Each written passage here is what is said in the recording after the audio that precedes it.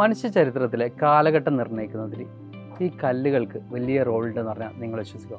അപ്പോൾ നമുക്കിവിടെ കാണാൻ പറ്റുന്നത് നമ്മുടെ കാലഘട്ടം, നമ്മൾ ഈ ഒരു ചാപ്റ്ററിൽ പഠിക്കാണ്ട് ഏർലി ഹ്യൂമൻസ് എന്നുള്ള ചാപ്റ്ററിൽ നമുക്ക് പഠിക്കാണ്ട് നമ്മുടെ കാലഘട്ടത്തെക്കുറിച്ച്, ഇപ്പോൾ നമ്മൾ പാലിയോളിത്തിക് ഏജ് ആണെങ്കിലും മെസോളിത്തിക് ഏജ് ആണെങ്കിലും നിയോളിത്തിക് ഏജ് ആണെങ്കിലും ഓരോ ഏജിലെയും പിക്ചേഴ്സ് നിങ്ങൾ നോക്കുക ടെക്സ്റ്റ് ബുക്കിൽ, ആ സ്റ്റോണിൻ്റെ ഷേപ്പിൽ വന്നിട്ടുള്ള മാറ്റങ്ങളാണ് ശരിക്കും എന്ത് വന്നിട്ടുള്ളത്. ഓരോ കാലഘട്ടത്തെയും കണ്ടുപിടുത്തങ്ങളാണെങ്കിലും അല്ലെങ്കിൽ ആളുകളുടെ ജീവിത രീതികളെയാണെങ്കിലും ആകെ മാറ്റിമറിച്ചിട്ടുള്ളത്. ഇപ്പോൾ നമ്മൾ ഫസ്റ്റ് പറയുകയാണെങ്കിൽ നമ്മുടെ പാലിയോളിത്തിക് ഏജ്, ആ ലിത്തിക് എന്നുള്ള ടേമിൽ തന്നെ നമുക്ക് എന്ത് കാണാൻ പറ്റുന്നുണ്ട്, കല്ലുകൾ അല്ലെങ്കിൽ ശിലകൾ എന്നുള്ളതാണ്. അപ്പോൾ ഇവിടെ നമുക്ക് പാലിയോളിത്തിക് ഏജിലേക്ക് നമ്മൾ വരുന്ന സമയത്ത് പരുക്കൻ രീതിയിലുള്ള കല്ലുകളായിരുന്നു ഉപയോഗിച്ചിരുന്നത്. വേട്ടയാടൽ പോലുള്ള കാര്യങ്ങളിലായിരുന്നു ആളുകൾ എന്ത് ചെയ്തിരുന്നത്, ഏർപ്പെട്ടിരുന്നത്.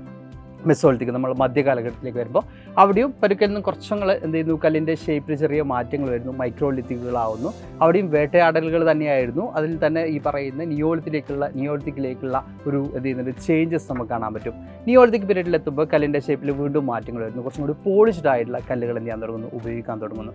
പോളിഷ്ഡ് ആയിട്ടുള്ള കല്ലുകൾ കൊണ്ടുള്ള ആയുധങ്ങളും അതുപോലെ തന്നെ ഉപകരണങ്ങളൊക്കെ എന്ത് ചെയ്യാൻ തുടങ്ങുന്നു, നിർമ്മിക്കാൻ തുടങ്ങുന്നു.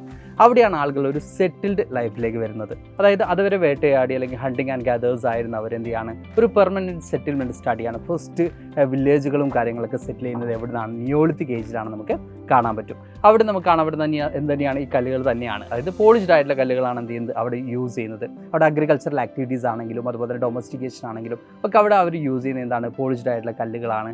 അതുപോലെ തന്നെ സെറ്റിൽമെൻറ്റ് അവിടെ സ്റ്റാർട്ട് ചെയ്യുന്നു. അതുപോലെ തന്നെ വീടുകളും കാര്യങ്ങളൊക്കെ എന്ത് ചെയ്യുന്നു, അവിടെ സെറ്റ് ചെയ്ത് തുടങ്ങുന്നു എന്നുള്ളതാണ്. അപ്പോൾ നമ്മൾ കാണുന്ന സമയത്ത് ഇതൊരു കേവലം കല്ലുകൾ മാത്രമാണ്. പക്ഷേ ലോക ചരിത്രത്തിൽ, നമ്മുടെ മനുഷ്യ ചരിത്രത്തിൽ ആദ്യമായിട്ട് നമ്മൾ ഉപകരണങ്ങൾ ഉണ്ടാക്കാനും നമ്മൾ മൃഗങ്ങളിൽ നിന്ന് നമ്മൾ വ്യത്യസ്തരാണ് എന്ന് തിരിച്ചറിയാനും കാരണമായിട്ട് എന്താണ്, ഈ കല്ലുകളാണ്. കല്ലുകൾ കൊണ്ടുണ്ടാക്കിയിട്ടുള്ള ഉപകരണങ്ങളാണ്. ഇതിനെക്കുറിച്ച് ഡീറ്റെയിൽഡ് ആയിട്ട് നമുക്ക് എവിടെ പഠിക്കാനുണ്ട്, നമ്മുടെ ഹിസ്റ്ററിയുടെ ഫസ്റ്റ് ചാപ്റ്റർ 9 CBSEയുടെ പുതിയ സിലബസിൽ നമുക്ക് പഠിക്കാനുണ്ട്.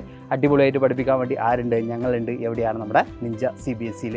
അപ്പോൾ നിഞ്ച CBSEയിലേക്ക് ഇപ്പോൾ മക്കൾ അഡ്മിഷൻ എടുക്കുകയാണെങ്കിൽ ഓണം ഓഫറോട് കൂടി 10% ഓണം ഓഫറോട് കൂടി എന്ത് ചെയ്യാം, മക്കൾക്ക് അഡ്മിഷൻ എടുക്കാൻ പറ്റും. നിഞ്ച ബാച്ചിനെ കുറിച്ച് കൂടുതലൊന്നും പറയേണ്ടതില്ല, മക്കൾക്ക് എല്ലാവർക്കും അറിയുന്നതാണ്. ഇപ്രാവശ്യം നമുക്ക് 3 ബാച്ചുകളാണുള്ളത്.